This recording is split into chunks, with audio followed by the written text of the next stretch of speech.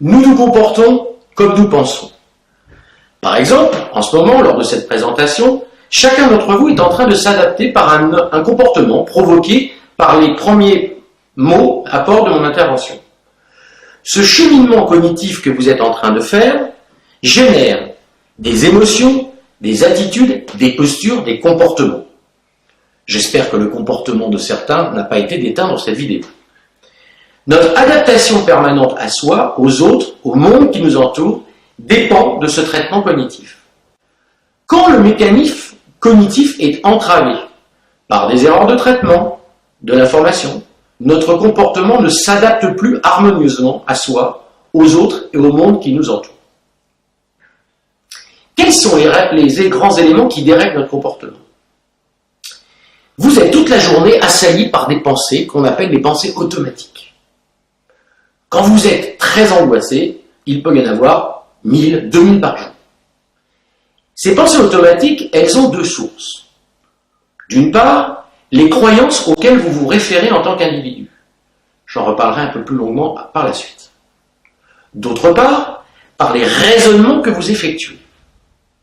Raisonnement qui peut être juste ou faux. Ces deux éléments conjugués, les croyances auxquelles vous vous référez et les raisonnements que vous menez, conduisent à la génération de ces pensées automatiques. Ces pensées automatiques, elles sont comme des pop-up.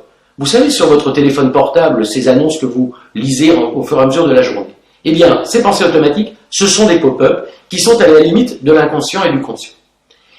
Ces pensées automatiques, qu'est-ce qu'elles ont comme effet? Elles vous génèrent en permanence, dans un premier temps, une émotion. Vous avez vu à quel point le stockage de l'émotion dans la zone de l'amygdale pouvait soit faire appel à des émotions négatives, soit faire appel à des émotions positives. Et une fois que cette émotion est sollicitée, le comportement va aller de pair. J'écoute un conférencier sur un tutorat en ligne. Ma croyance, c'est que je peux apprendre des choses. Mon raisonnement, c'est que cette personne dit des choses qui correspondent à ce que je pense. Pensée automatique, c'est intéressant ce qu'il me raconte. Émotion, du plaisir. Attitude, j'écoute, je prends des notes, j'apprends. Ces éléments devraient être enseignés à tous les enseignants qui s'occupent des enfants pour comprendre à quel point un comportement inadapté en classe n'est pas forcément lié soit à un déficit d'intelligence, soit à un déficit d'émotion, mais à une problématique de pensée automatique qui se pose au moment où la personne parle.